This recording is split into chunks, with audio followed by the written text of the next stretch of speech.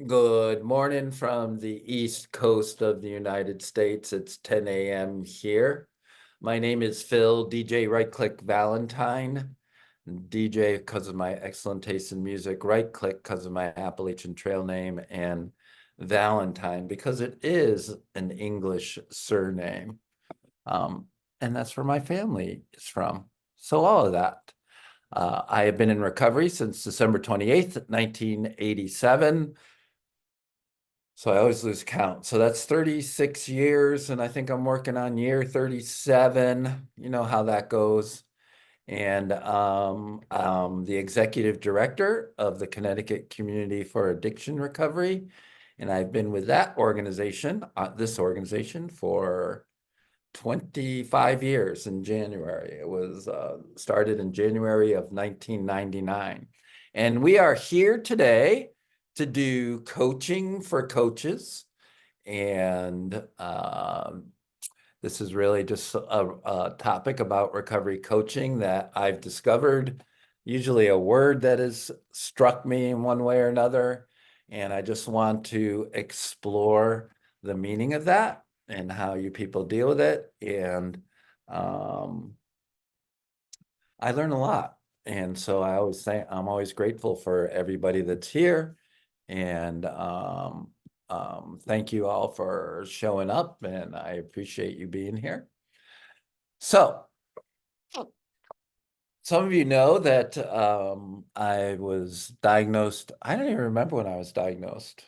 Diagnosed with, it was a long process, but it ended up with a cancer diagnosis probably in January, maybe December, January, something like that. January, I think. And on May 23rd, I completed my sixth and final round of chemotherapy for treatment of diffuse aggressive B-cell non-Hodgkin's lymphoma. It's the second variety of cancer I've been blessed to have in my life. The last round was in 2010. I am technically on medical leave right now. But after 3 rounds of chemo, they did a PET scan, found no cancer. So they did 3 more rounds just to make sure they get all those cells. And I get to walk around with this chemo port in my here for another year or so. They say, this aggressive form has 30% chance of coming back. So they want to leave the chemo poured in. And I was like, well, you know, doc, if I take the chemo port out, the cancer will come back. So I'm going to leave it in so it doesn't come back. And she goes, a lot of people have that superstition. And but her recommendation is to leave it in. So I'll have that little reminder. And over the last 3 weeks, I've been recovering from the last round, sank a little lower after each round. But today I feel pretty good. Life is good. It's bright, it's sunny, it's warm, and I've got all these folks online with me to talk about a recovery coaching.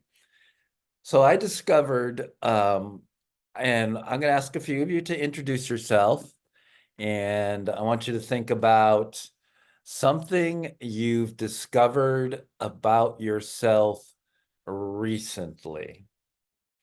And, what about, and I'll go first, and I'll just put that out there so you can think about it.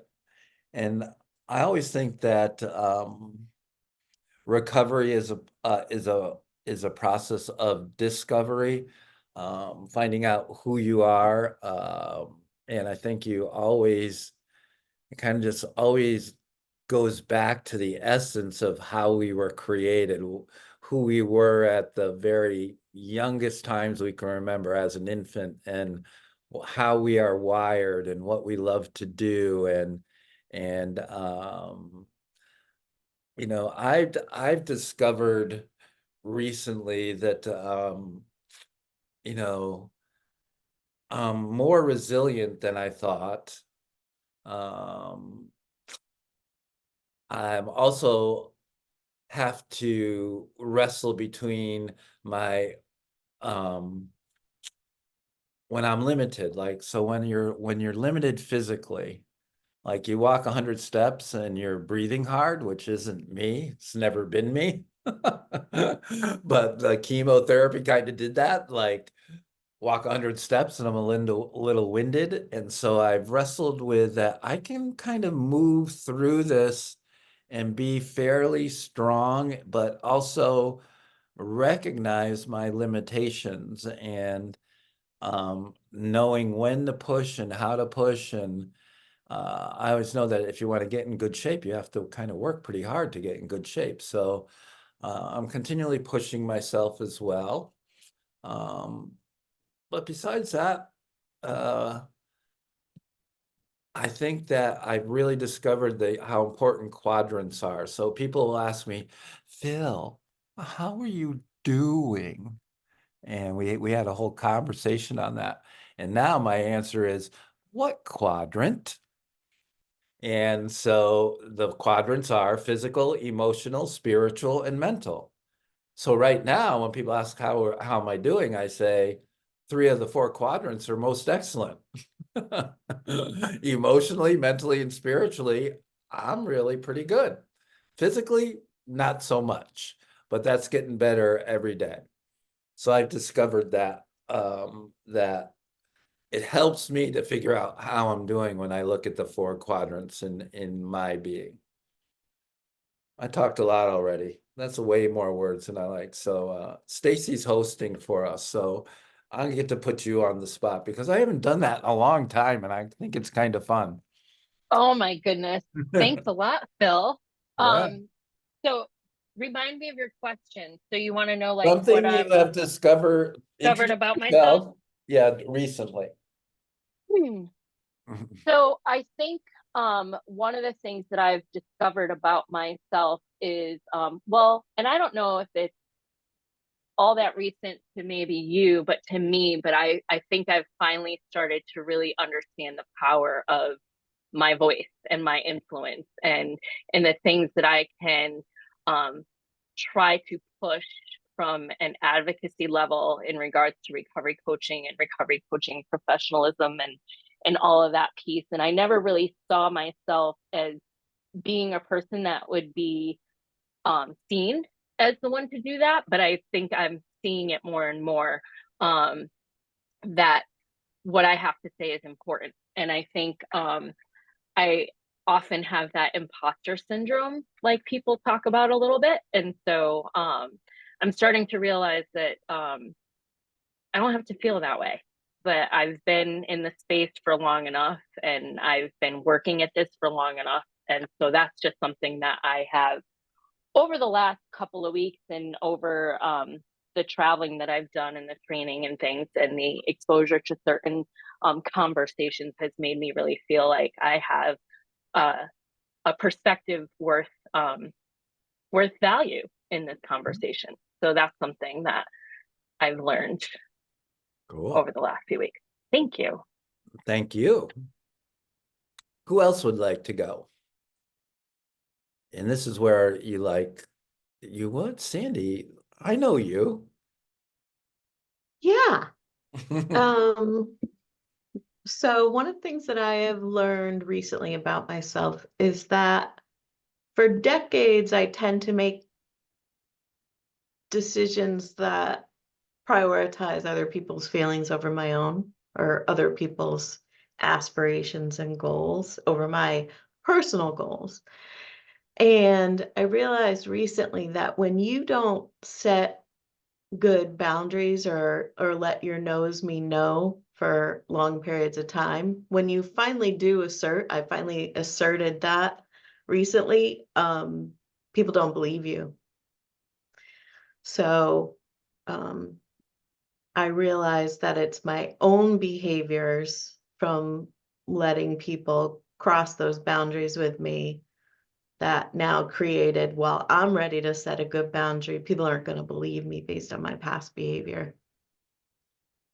So would you like to introduce yourself and your role? Oh, sorry. Sandy Valentine, Executive Director of Rhode Island Communities for Addiction Recovery Efforts in Providence, Rhode Island. Sandy? Oh, Michael. Hi, I'm Good to see you, Michael. good to see you too, Phil. Hmm. It's been a while. Um, I'm Michael Elsing. I'm with the Armstrong, Indiana Clarion Drug and Alcohol Commission. I'm my actual title is IT director, but I work as a recovery coach. I manage our 24-hour crisis line. I do stuff. I'm a professional facilitator as well for CCAR. Um, Something that I learned about myself recently, kind of managing my own stuff. I am a very persnickety person, and somewhere over the past couple of years, I've gotten back into wanting everybody else to have their ducks in a row the same way that I do, and kind of trying to micromanage what they do. So the past few months, I've been actively working on holding myself back and allowing people to just be them, which is a struggle for me at times because I like everything to be perfect, and the only thing that's not consistent or that is consistent is the inconsistency. Um, so I need to. I'm doing better at giving other people the opportunities to succeed in their own way. Um, but it's a self-awareness thing that I learned. Does that make Thank you, sense? Michael. Yeah, it does. Thank you. Hello, Willimantic. Who wants to talk in Willimantic?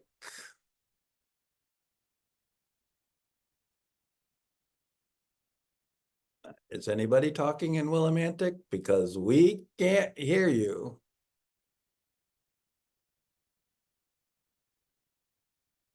All right, we'll move on. Am I going to get this right? Sophia? Hi, Phil. Hi. I don't know if you remember me from Qatar. Um, No Far Hospital, the one with the funky boots. oh, now I do. How are you? So good to see you. I am well enough. What a blessing. Yes. I'm very, very fortunate to see you. You've left a lot of good vibes in Nofar. Everybody talks about you in a positive way. Thank you. You're welcome. Um, uh, I liked how you said spiritual, mental, and emotional, or Mhm. spiritual, emotional, and physical. So there were three things that I learned about myself throughout this year. One spiritual aspect that I've learned, I thought I actually knew, but I guess the more you know, the less, or the more you realize you don't know, sort of concept. And it's Mhm. basically when I really, really put things into God's hands. And not even think of the outcome or the consequence or whatever, just really spiritually believe that whatever happens for a reason, and it's out of my control and out of my hand, and I will accept whatever happens. I found the outcome a lot less, the impact of the negativity a lot less, and it actually embraced the tiny bit of positivity that came out of that negative thing. So I just I don't know. That's what helped me spiritually. Emotionally, I always knew I was more of an emotional person, but this year I really learned to be able to balance out when I need to use my emotions. That battle between the heart and brain, I've learned, and I'm in practice of how when to give the brain, the upper hand. So it's been difficult, but I've managed, and I've seen the outcome of doing that, and I've appreciated it. Like one big thing is actually saying no to a lot of things. I've had to learn to say no, and when I said no, I think I'm a little too addicted to it now, so I say no a lot now. Physically, I learned that I was born to run. So I used to have these dreams growing up, running so fast that I started doing front flips. And just since November last year, I started running a marathon, and I've managed to finish 4 marathons in 6 months with a consistent improvement in the way I run or whatever the outcome. So yeah. Cool. Thank you. Are you in Qatar now? Yes, Oh, wow. What time is it? it is 5:18 p.m. Gotcha. Thank you. You're very Kal- welcome. Khalees. So this is an interesting question. I actually have a couple things that it's really made me think about. One of them was like, I feel I've kind of like discovered recently that my morality is kind of based in my spirituality. And whenever I'm spiritually connected, I am aligned with like my highest, and I show up with my highest morals of love and connectedness and understanding and compassion. But whenever I'm not connected on a spiritual level, then that really affects how I show up. I mean, I can go like another one that I thought about was letting go. Like I've discovered the art of letting go, and I really can think about, I'll tell you too, I was working with my coach. So my coach has this amazing art activity. If you want details, I'm happy to share with you. But it's about learning the art of letting go. And you basically have to paint every day on the same canvas. And before I've tried to do this activity, I tried to do it. This was my third time. And I could never complete it because I couldn't let go of the art that I had submitted, like, or painted, because I'm like, no, this is a good piece. I want to keep this, I don't want to paint over it. Where this time I tried to do it and I just was like doing it. And I was like, it's okay, whatever happens, happens. And I think, and I even told her, I was like, I think I'm too loose. Like, I think I'm so not attached to the outcomes. Like, I'm like, am I doing this correctly? Because I went from being, a year and a half ago to being so controlling and being like, this is how it has to be done, where now I'm just like flowing. I'm in a flow state. And it's just really interesting to go from opposite ends of the spectrum. And I don't have to have all the answers. And I guess too, with like, I'm going to do some work with another organization. And for the first time, I'm having to hand over my whole job role.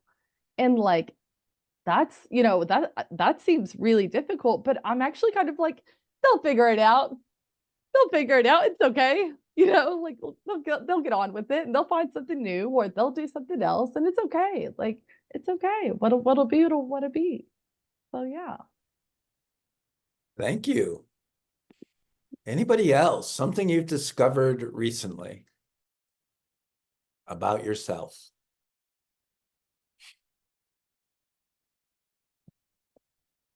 Hi, Phil. Jim Ball here from MHA in Dutchess County, New York State. Hi, Jim. Yeah, I'm the Director of Peer Services over here. We have quite a few programs. The State Opioid Response Group. We have about 8 peers that work with our vets, care management, the courts. We just have been taking that new criminal justice training, and so that we have some exciting things going on. We also work with MHA National on a warm line that does screeners for folks who want to text with peers. And we also are focused on home and community-based services, CORE, over here we call it. I'm trying to, I think that for me, what's going on is something that I realized a long time ago, but I keep forgetting, is that I need help. And I've been trying to work on a training, and I'm stuck. And so I set up an appointment with my life coach, and I've reached out to a couple of folks. So I'm hoping to get unstuck by using my support network. Wow, thank you.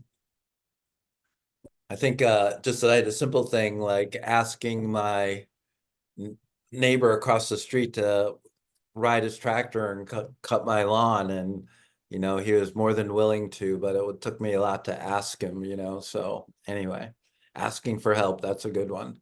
Mindy, how are you? Hello. Hi, I'm great. I'm great. One thing that I learned about myself this year is, after definitely personally after like losing my mother and really being in recovery myself and really tapping into my personal recovery, there's a lot of work that I need to do.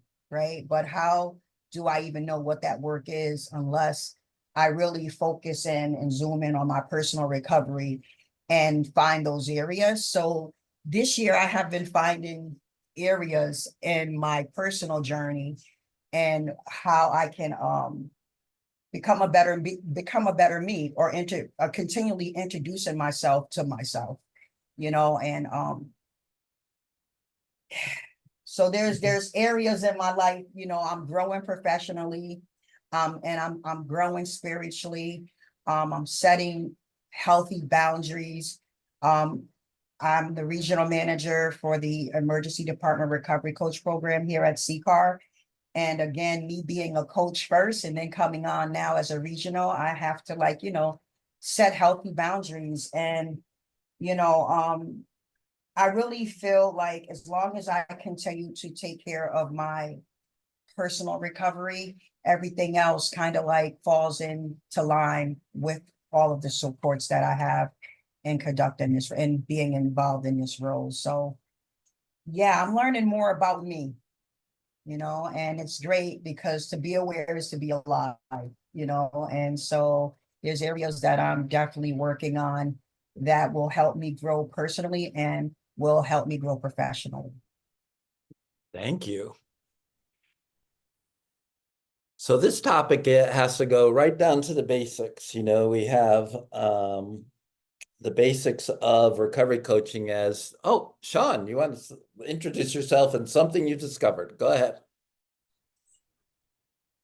Hello, everybody. Yeah, I had the privilege of doing a CCAR training last month, and it's funny that you mentioned the 4 quadrants because I'm a yoga therapist, and we use the 5 koshas, 5 sheaths: physical, mental, emotional, wisdom, and bliss. And one of the facilitators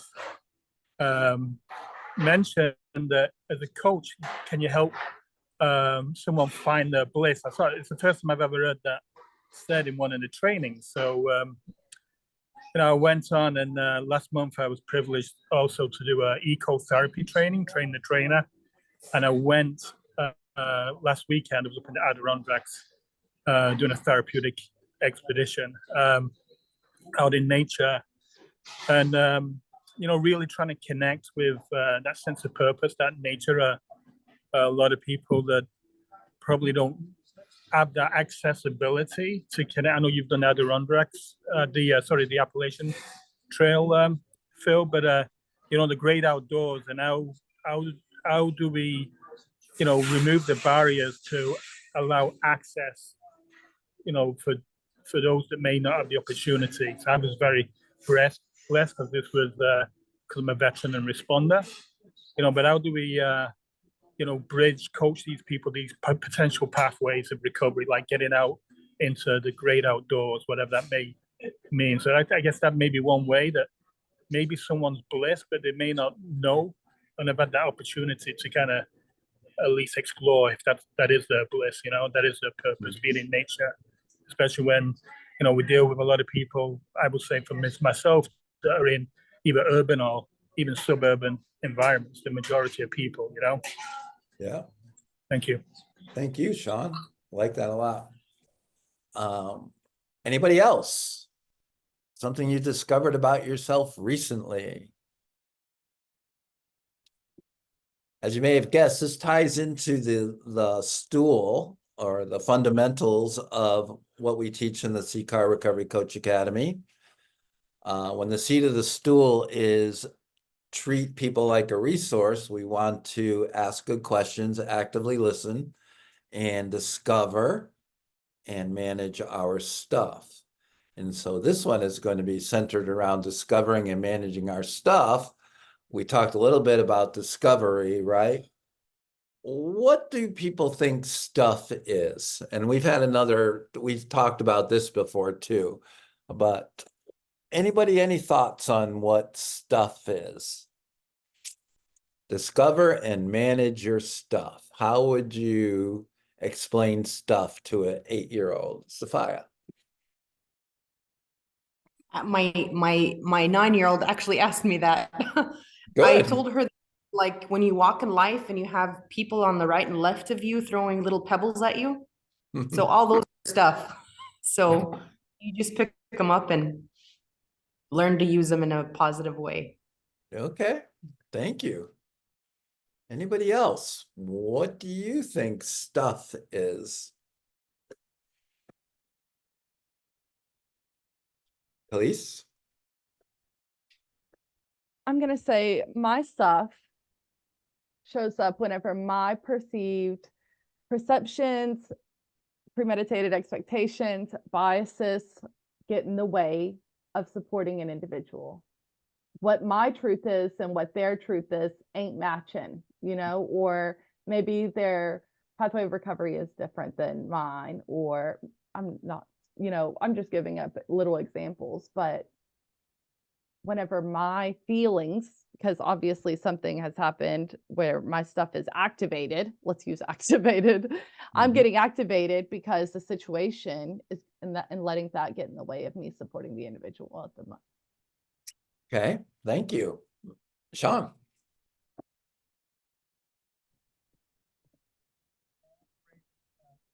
I can't hear you for some reason. Conscious bias and also unconscious bias that you may not be aware of, your shadow side, perhaps. I don't know if you can still hear me. As I heard, conscious and unconscious bias. Correct. That's my thought. Yeah. Anybody? Barry? I think my stuff is things and places and people and things that make me comfortable. Something to keep my levels comfortable. Like, you know, my biases keep me comfortable. You know, stuff that makes me feel okay. Your stuff is things that make you feel okay and or comfortable. Comfortable, yeah. Wow. Is that negative or positive? It could be either. Okay, gotcha. It could be either. Huh. You always throw a twist and think the way I think. I love it. Thank you. Stacy.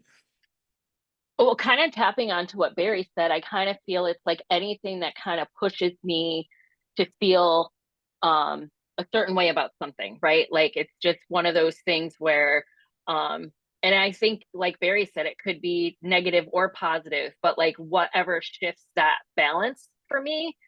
So whether it's something that I'm feeling like particularly like, that doesn't seem right, or this doesn't fit well, or whatever, or even if something almost sits like too well, you know, I kind of have to kind of look at like, why am I so excited about this, in the same way that I would be like, why am I so upset about this?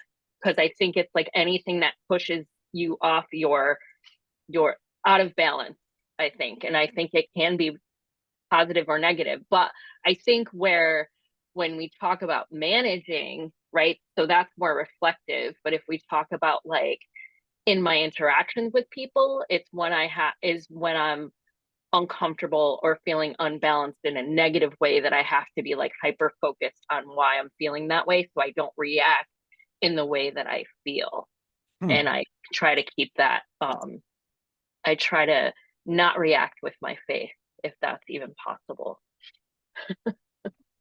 Your poker face, right?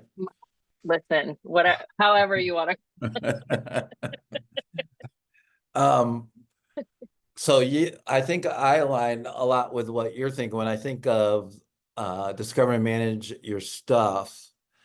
For me, it's mostly strong emotion of some kind. And I think in the Recovery Coach Academy, there's a line, and I'm paraphrasing, a strong emotion that doesn't quite align with what's actually happening, right? Right. And usually the emotion is negative, but we could have a whole discussion about negative and positive emotions. Are there such things? Right.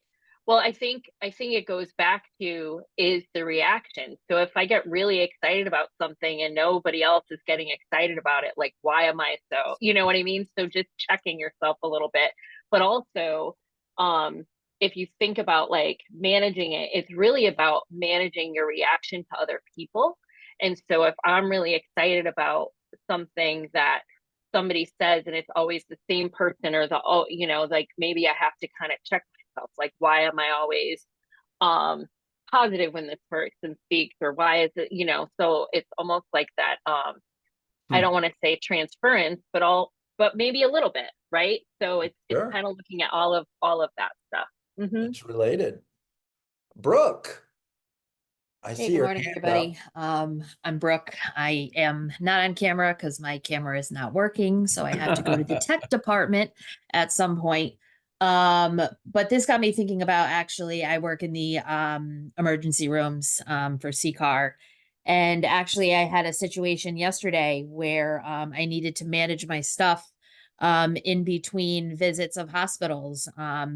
I was having a challenge of getting some charts to a treatment facility, and I then got a call to another hospital to coach someone who really wasn't ready to hear the message. But I needed to figure out how I was going to navigate the challenges of the previous visit of not getting the chart to the treatment center in time for a bed to possibly be obtained for someone, while then managing someone who isn't ready to hear the message. Meanwhile, my personal car situation was going on at the same time. Those are three completely different things that I need to figure out how I'm going to address each one.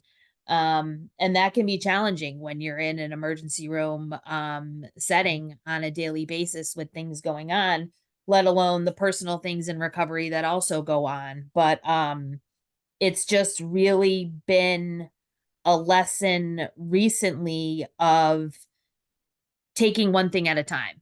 I can only coach one person at a time. I can only get one chart to a certain place at a time with the help of the hospital staff. I can only address my personal car situation by asking for help from the dealership that I was dealing with. I can only um talk with someone who's ready to hear the message, and interestingly enough, later on they were ready to hear the message and they ended up going to treatment. So it's really slowing things down, managing one thing at a time, and most importantly, asking for help. And I am grateful to be part of the team that I am, that the help is there when we need it. So that's what I got for you guys on managing stuff from the RCED in Connecticut. I have a follow-up question, Brooke. Are you Oh boy, surprised? I No. knew it was coming. So when in all that stuff, everything that was happening yesterday, what was your stuff? What was going on with you? How would you identify or label the stuff? I would label it as obstacles in the journey for yesterday. All right, so I'm going to ask another question. How did that make you feel when you were in it? Challenged, but capable. Okay. Were you angry or irritated at all? Yes. Frustrated? Yes. Okay. I'm done. But then I practice self-care. I heard that part too. Yep. I heard how you managed it. So I just was trying to get to the root of why you labeled that stuff. So those were great. Good. We got to it. Thank you. Anybody else Thanks, Phil. about this stuff? What are you thinking about stuff?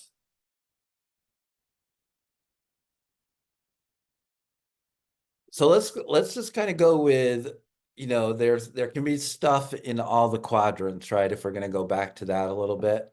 But usually, and I think Khalees hit it too, it's usually, and Brooke, when she was talking about yesterday, it's usually emotional, right? A strong emotional reaction. There can also be some mental challenges. Spiritual is a whole another world. Maybe if you get into different beliefs, but that would be mental and emotional too when you're working with someone. And I don't know, physical could be challenges, like the car could be a physical challenge or whatever. But usually it's strong emotional reaction to something. And it could be, it's usually negative, but it could be overly, something really positive, like, why am I feeling this way about this thing? The instructions are that we discover our stuff, right? The leg of the stool is discover and manage. So we discover, and then what we do with it is how we manage it. And I want to ask you, what does the word manage mean to you? Because we just all threw that out. What does the word manage mean to you? Khalees. I'm gonna say, I can think about so many instances where my stuff has come up in like facilitation, coaching, relationships, anything. And I think that how managing it is choosing, because like it is more normally like emotional stuff, choosing to respond rather than react. I like that. Choosing to respond rather than react. Now you have to give me an example. I mean, okay. Well, there's so many different things I can think about. Okay, so for example, I'll tell you about a scenario once. I was facilitating training and somebody had said, can I talk to you privately in a breakout group? And I just said, yeah, of course. And we did a breakout group activity during the training. And then they were just really emotional whenever I was talking to them. And I was like, what's going on? And then they're like, I'm trying to get out of this clinical mind frame, and I got to that breakout group with this person. And then all of a sudden it all just came up. And I'm like, okay, well, what's going on? Where's that coming from? And I knew where that was coming from because I could see that myself, people pleasing, comparison, trying to validate myself, my position, all of that stuff. And I just looked at her and with compassion, like, I understand what that's like. So rather than saying all these things that could be actually going on, that's her level of truth, that's her truth. So I chose to just ask her questions and respond to her rather than well, actually, have you taken a look in the mirror lately, lady, and like done some internal work on yourself and maybe tried to get down to those behaviors. So I just came at it with compassion and understanding. And that's something else my mom once said. My mom told me wise words from my mom. She said, people's level of truth is like people can only see their world. We can only understand our world. We can't see or even understand other people's situations because that's it. And I'll tell you another good quote. This has been my one that I've been going to lately. The level to which a person can grow is directly proportional to how much truth they can accept about themselves without running away. And that means I have to own all the parts of myself, the parts where my people-pleasing behaviors come out, my confidence, self-worth, comparison. Yeah, I can be like that sometimes, but I have to manage that. Where's that coming from? Yeah, I would say that when the discovery is the level of truth about yourself, the level of honesty with yourself. That's the discovery piece. Well said. Thank you, Khalees. Laura, good to see you. What does manage mean to you? It's wonderful to see you and all of you. And I think Kevin was having problems with his hand raising. It kept raising and then lower. So not calling anybody out or anything, but anyway, just being observant. So I just wanted to say about managing and yes, about responding, not reacting. There's such a huge difference. But I think about this probably a lot. And it's identifying that something has happened that I've experienced an emotion, processing that, reflecting on what that may mean for me and or the person that I'm listening with, And managing also means potential change, because if it's something that I've discovered that I have a bias about, or I over emotionalized, or if I did react, I overreacted or whatever, then I need to make that change within myself so that I can make sure that I'm better for the next person or the next session, whatever it may be. So identify, process, reflect, and change is what I got from that. Thank you. Kevin, did you have your hand up? You got a pen up. Yeah, I had my hand up. How you doing, Phil? Good. Good to see you, Kevin. Likewise, man. Likewise. You're looking fabulous, man. You know. When you said manage, to me it means to organize or be able to control to some extent. Because I remember the opposite side when my life became unmanageable. And when it became unmanageable, I mean, I was out there, you know. And now that I have sobriety, I have some type of organization in my mind and in my behaviors. I have some type of control over some of the things that, over a lot of things that I'm doing. And to be able to manage and organize things now in my life, and I think control is a little bit strong, but I do have some control over my thinking patterns. I have some things make sense, you know. I know if there needs to be a cleanup on aisle 64, I know what to do when it's time to clean it up, you know what I mean? And how to clean it up. So it's just really for me to be able to manage my stuff, you know, my things, how to manage them, and to have that organization.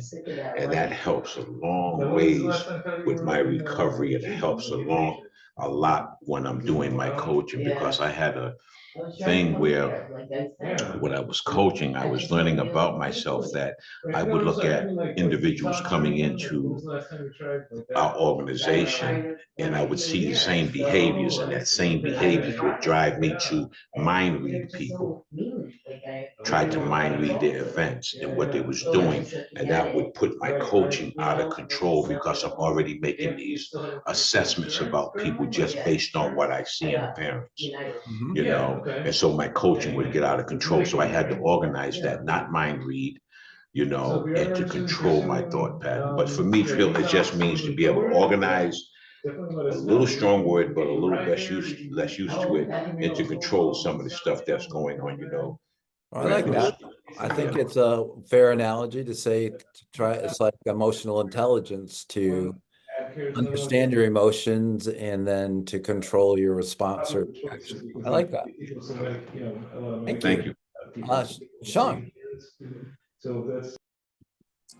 Yeah, very interesting. Sometimes the language.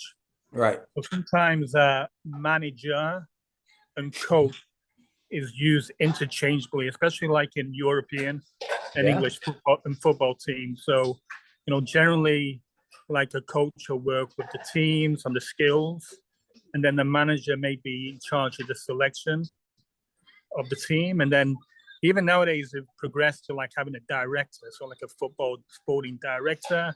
Yeah, and you have a manager, and then a coach is more direct, you know. So manager, I think, is the art of skillfully, if you've got a task, and often that's like a difficult task, or, you know, being able to skillfully be able to manage and achieve that goal is where I think of the word manage.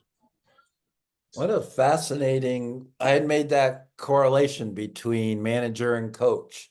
I went right to my head. I went, discover and coach your own stuff. I mean, I love it. Thank you, Sean. Michelle. Good morning, everyone. So I just moved here to Alaska 9 months ago, and I'm still trying to learn my place as a manager of a whole new staff. And wow. Some of my stuff with that is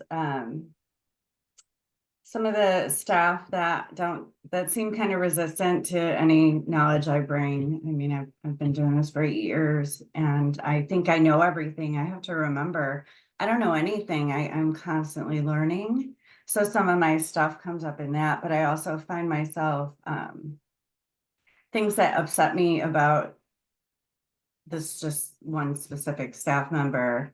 I'm like, oh, they have ego, and that's what's preventing them from even opening up and to have an open mind to learn anything. And then I'm like, wait, is it my ego? Like I need to check my own stuff, and then manage that. So I need to ask someone that I trust, like, here's the scenario and what, just get another view from the outside of how I can make that more effective, that relationship, in order for us to grow together and learn together about all the roles that are so important, because ultimately it affects the clients that we have, that we are here to serve. And if we can't get past our own egos and we're clashing the whole way, then nobody's getting what they need. So yeah, working on it. Thank you, Michelle. Sophia, your hand was up. You're not getting away. Everyone did such a good job explaining what that was. It kind of like made a lot of questions pop up about my own answer. But when I had to focus and think about what managing is, I think it's just all about decision making. And it's the decisions that you make based on the less risk it causes. That's how I look at managing. It's the choices that you make based on, the choices that have less risk. Why? Why less risk? Wouldn't you make a choice that would be more risky? When we talk about risk, what are you talking about?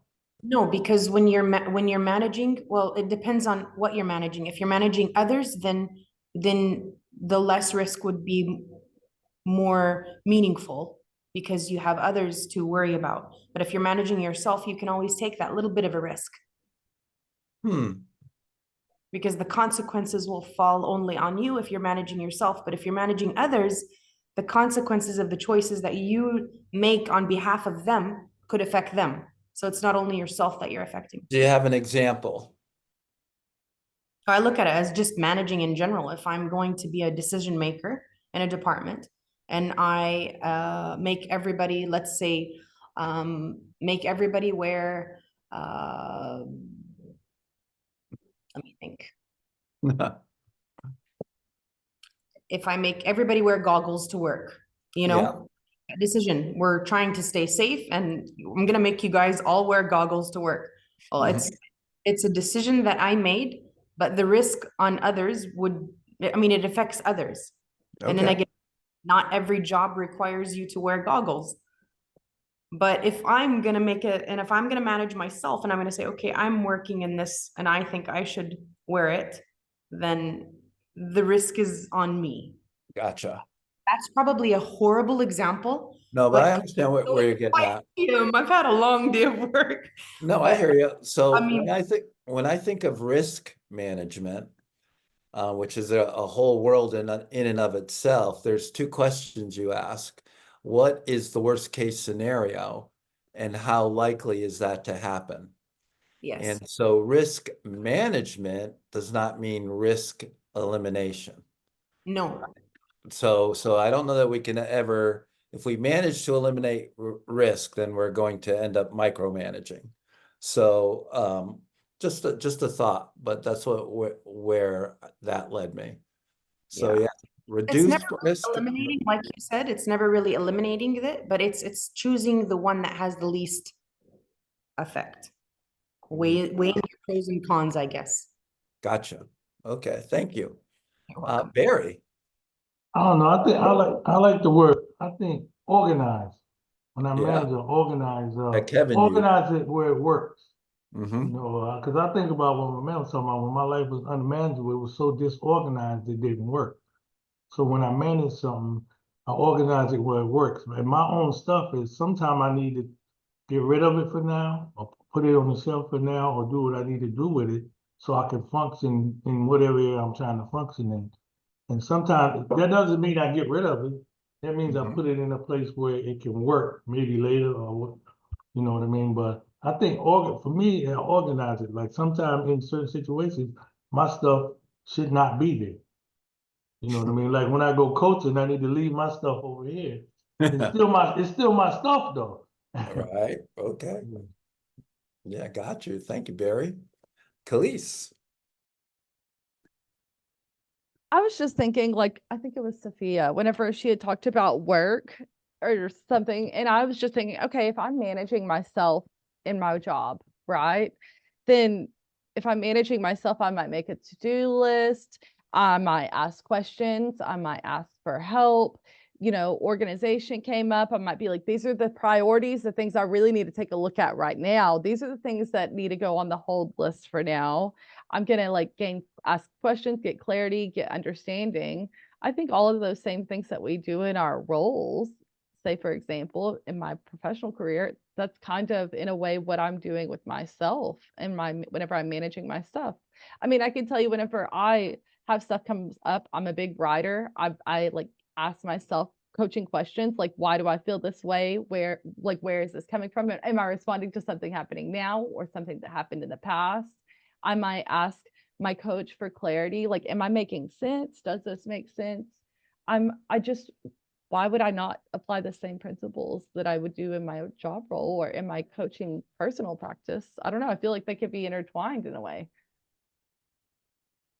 Thank you. Anybody else? What does manage mean to you? Neetha, you've been pretty quiet. Contemplating. I think a couple of the words that came up for me are exploration and action. If I'm managing my own stuff, then I need to explore what's going on. And then action is about, do I need to take action or do I not? You know, try a different perspective on, does it fit good? Does it feel good? Yes, no, and adapt through that. But yeah, I think there's just, and I mean, I think, you know, for me, I struggle to manage my own stuff purely based on the fact that I have multiple roles within my house. So I'm like the mother, the daughter, the wife, the granddaughter, the grandmother, the landlord, the house manager, all of that. And so just sometimes I have to really go, which box does this fit in? And it never perfectly fits in one box. It always flip and overlaps. So then there's always stuff to manage. Gotcha. Yeah. Thank you. Aaron, good to see you. I was going to pick on you anyway. So did you know that? Great. Lucky I beat you too. It's always good to see you, Phil. Yeah, just what you said there about coaching my own stuff. I just think that's a really interesting concept in the way that my view on it is that like management is quite reactive, as in like, how do I manage my own stuff? Whereas how do I coach my own stuff is quite proactive. So if the way I think of stuff is like baggage, it's all about how you carry it and how you carry your own stuff and what could you put down to make your life easier. When you're coaching yourself is more along the lines of how do I prevent this from happening again? Or how do I make this, you know what I mean? If this was to reoccur, how do I make it easier next time? And it's always that thing, isn't it? It's almost that proactive forward thinking of managing your own stuff is necessary. You know, stuff comes up that we don't always recognize and things, but yeah, having that proactive mindset is always really taking, and also gifting yourself space to reflect upon it as well. Having that thing you're going like, did I handle that the best that I could? And next time, what would I do differently? I think it's really interesting. You guys use the term manager a lot too, and several of you have managed businesses or managed households. I'm thinking of Sandy. We often talked about household management when we had 4 kids going everywhere. So when you think of it in those terms, any other new thoughts come to mind about the role of manager or management, about what manage means to you? And when I was thinking about when we had like 4 kids in a household, right? or now that I'm leading an organization that's got 70, I don't even know how many employees now, 75 maybe. I've been out a lot. Is there's a concept to priority. What takes priority? And that's management. So even if you're in a coaching session, what takes priority is the person you're working with. The recovery comes first. Recovery first. So my stuff, like Barry was saying, you kind of push that to the side. If I have a strong emotion arise, I don't know that I think I explore it right then and there, maybe later, but I have to keep that in check to serve the recovery as best I can. Any thoughts on that? Any thoughts about managing, manager? Anybody else have any other thoughts? All right, Sophia. I think it's also a battle against time.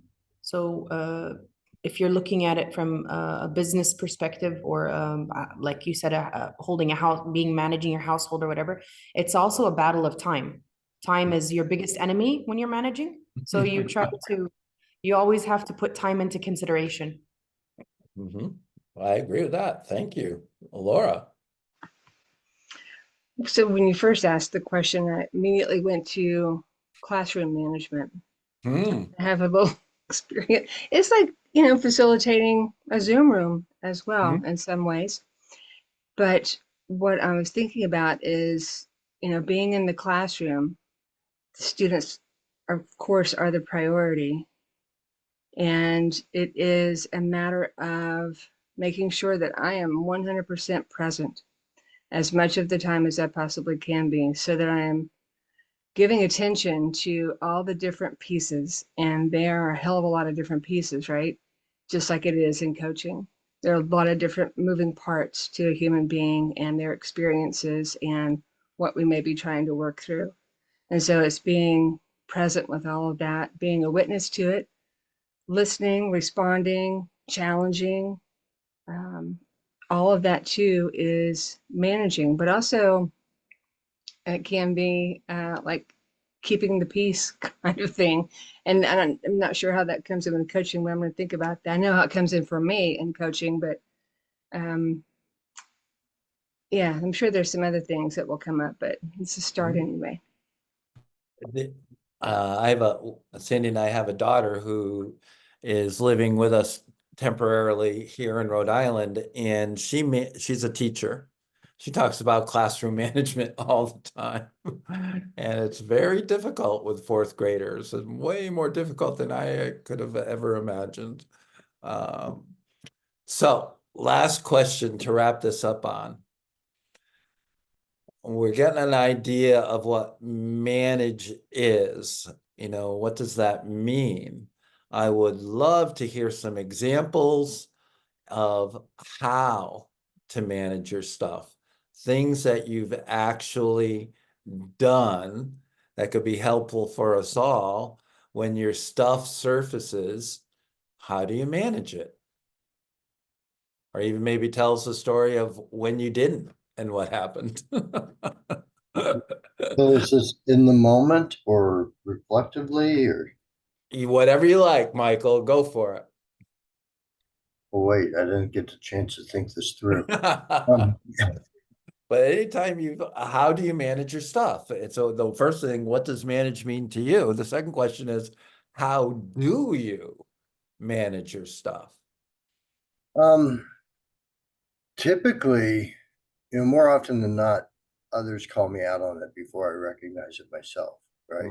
So there's a sense of acknowledgement, and just instead of it's taking constructive criticism. Say, let me see it from your perspective and see if I can argue it better than you can, and apologize when appropriate and adjust, right? I'm a big 7 Habits of Highly Successful People, Stephen Covey thing. So every Sunday I do my sharpening of the saw and look back reflectively on the week and on what I could have done better. You know, it's not as bad as when I was in my 20s. I used to, play my entire day out every night going, oh my gosh, I messed up everywhere. But I look at, what I could have done better and what I need to work on to keep myself in check. But yeah, I think it's mostly acknowledgement and apologies and moving forward to do better next time. Sounds like a program of recovery to me. Khalees.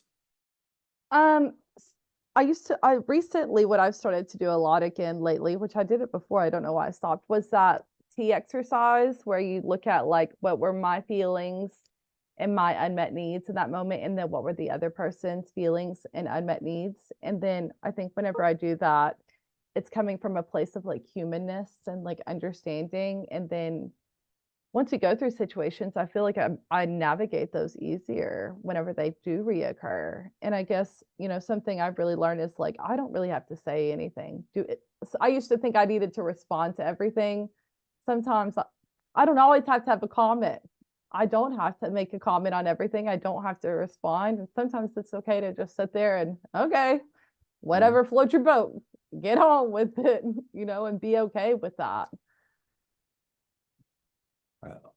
People at CCAR have heard me say many times, what happens if I do nothing, as a viable strategy? Yeah. Bob Savage actually taught me that, the founder of CCAR. What happens if I do nothing, if we do nothing? Jim. Oh, that was a thumbs up. It wasn't a raise your hand. Gotcha. Anybody else? How do you manage your stuff? How do you manage your stuff? Need somebody to jump in. Nitha. So I think it just in different areas of my life, I handle it differently. So like sometimes with work things, I seek advice from trusted people just to get different perspectives.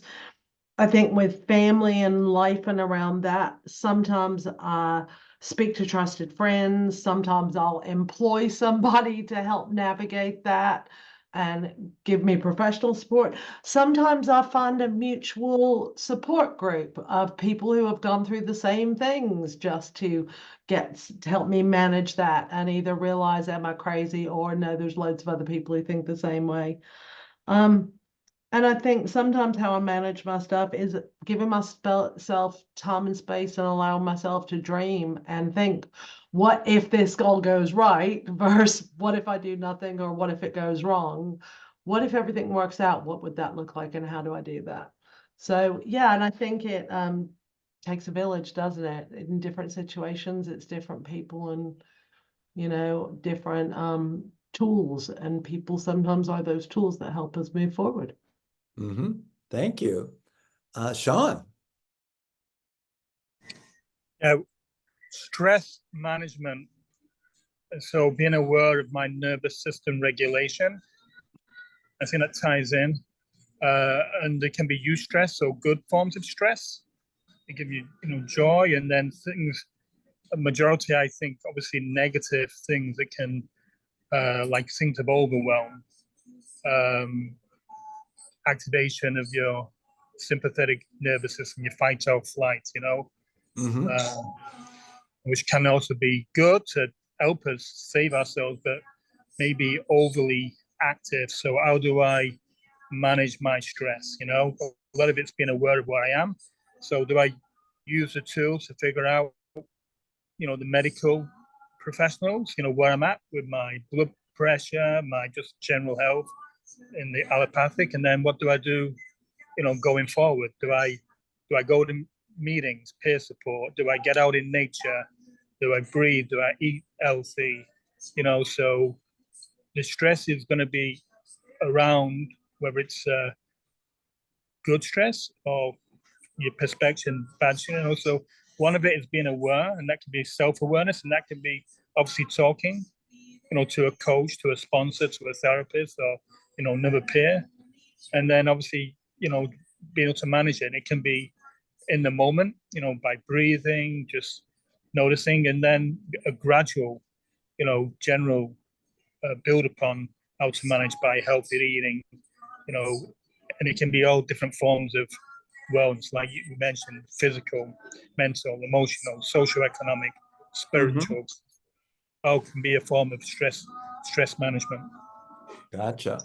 So a lot of it is preventative in nature, so it might not arise. But if you're coaching somebody and you have a strong emotional reaction that you perceive to be negative, or it could be positive, how do you manage that at the time? I feel like I have a lot of grounding techniques so I can stay calm. You know, obviously the active listening, you know, helps stay present. You know, my own breathing, just noticing how I am in my own body mind system. Because consciously and unconsciously, people may be able to pick up on that. Gotcha. You know, so nervous system co-regulation. So I need to be grounded myself and calm, and hopefully that will show off. We use that in a lot of therapeutics. You know, when equine therapy with a horse, when I go out with the veterans, and they'll figure out, obviously they're activated within our sympathetic system. How do we, you know, how do we calm? You know, so doing different practices together, it can hopefully help me calm, come into balance my nervous system, and can help the recovery. Gotcha. So calm yourself down. Anybody else? One thing. Yeah, thank you, Sean. Anybody else? When you're coaching somebody, what do you, and you have some stuff come up, how do you manage it? Mindy, you've coached a lot of people. How do you manage your stuff? When you said that, I just thought about the awareness. I'm aware when my stuff is fizzling up in my chest. I can feel it. So like that awareness piece of knowing, okay, man, push it back down. You know, and I can't let them see that part, because at the end of the day, I'm meeting them where they're at. They're not meeting me where I'm at. So I just have to be clear when I'm coaching someone that, like, you know, not to take things personal, because it's not. This is their recovery. It's not my recovery. And exactly meeting them where they're at, whatever that looks like, you know. And sometimes, you know, like, you know, when you're coaching a 18-year-old and you have children of your own, right? And, you know, there was a time that I would, you know, early in my recovery coaching, you know, I would, you know, want to gun ho for that person, because like, I'm not managing my stuff because I'm looking at it as it's one of my children laying there, right? But knowing like that I can support that person with no judgment, and like removing the that's my kid sitting there, you know, but still have that same empathy and that support of meeting a person exactly where they're at, you know. Yeah. So it was like emotion, you know, it could be emotional, but like removing that emotion out of it and really supporting someone exactly where they're at. I think so for me, when I think about being activated, I don't know if I like that word either, Khalees. You know, the word, you know, I don't like is triggered, but activated or whatever it is. But when a strong emotion arises, I think I have to acknowledge it. You know, I think what Sean was talking about, awareness, I have to acknowledge it. And whether you acknowledge it internally, Mindy, you just kind of said, I just knock it back down, right? I push it down and stay focused. Or externally, where you say, I'm feeling certain way, and this is why I'm feeling that way. And this all ties into your art of recovery coaching. There might be some time where you're working with somebody that maybe you've worked with for a while or maybe not, and where you say, what you just said really pissed me off. And I got to figure out, I can't, maybe you know why, or maybe you don't know why. I mean, but I don't think we just try to like, in all cases, when something comes up, we just either acknowledge it or, and then ignore it or stuff it back down or any of that. I think it's both and when you do that and how you do that is your personal art of recovery coaching. You know, like if you got someone that just keeps going on and on and on, and you're starting to get frustrated, I said, you know, do you acknowledge? Say, hey, and you're going on and on and on about that. Are you finding this helpful? Because it's starting to irritate me. You know, I don't know if you say that, but it might be just a frank, honest response. That's okay at the time. It all depends on how you frame it and how you say it, and if you use humor or whatever. But that's your art of recovery coaching. Sophia. Yeah, so your question was, how do you manage, you gave a question or a scenario if you were coaching and then something came up in the middle of the coaching. Right. So basically for me, my mind, so I come from an ADHD family. I see a single mom, 2 kids, both have ADHD. I have ADHD. So you're talking about time management. That is the worst thing for me. I've battled it my entire life. I think I've come to the point where I've accepted that I'm going to battle it the rest of my life. Mm-hmm. I think for me, it's basically weighing the pros and cons and what needs to get done. Again, putting time into consideration. I've gone through calendars, post-its, everything you can think of, reminders, but nothing really seems to work for me consistently. It's a constant change for me. So I sometimes can manage good with a diary. Sometimes I can manage good with note taking. Sometimes I can manage, so it's different methods. I guess it just depends on my emotional state. But for me, that's always been a struggle. So I don't really have a specific way I manage. I just try to get things done, But I love Neetha's wall. I have to add that. It's too organized. I love it. Thank you. Kelly, we haven't heard from you. What are you thinking about all this manager stuff conversation?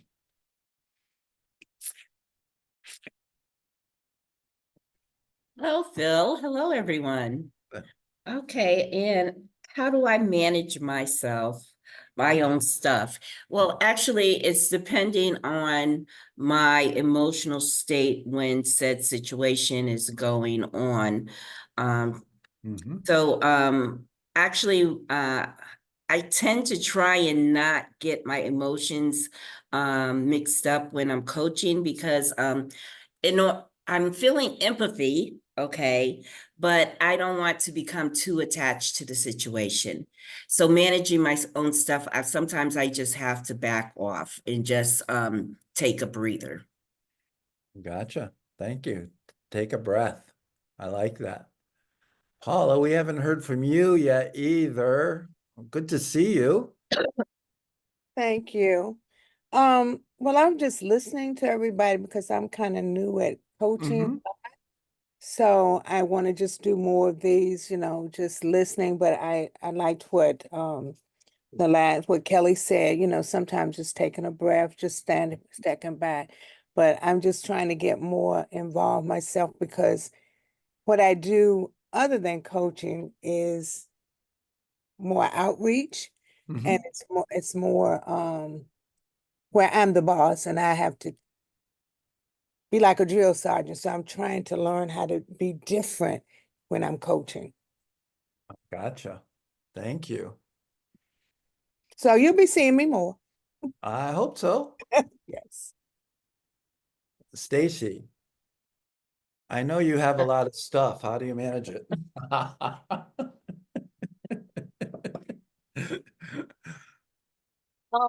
Okay. So, and I don't have any stuff going on right now at all. No. Sure. So, I think for me, it's really just trying to find the lesson in everything that happens, and what can I glean from a certain action or activity or whatever, or experience.